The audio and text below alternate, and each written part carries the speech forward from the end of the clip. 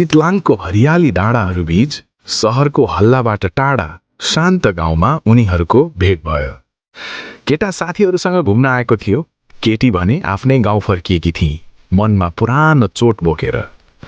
कसैलाई विश्वास गर्दा धोका पाएकी केटी सुरुमा निकै भाउता र टाढा टाढा बस्थे, तर इन्द्र सरोवरको किनारमा संयोगले बारम्बार भेट हुँदा सामान्य कुरा सुरु भयो। केटाले उसलाई जिस्क्याउने होइन, बुझ्ने प्रयास गर्यो। उसको मौनता, उसको डर, उसको मुस्कान पछाडिको दुःख।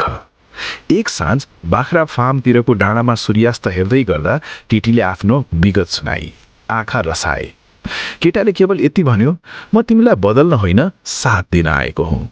त्यही सरल वाक्यले उसको मन छोयो। बिस्तारै केटीको कठोरता पग्लियो र चितलाङकै चिसो हावामा उनीहरू बीच न्यानो माया बस्यो।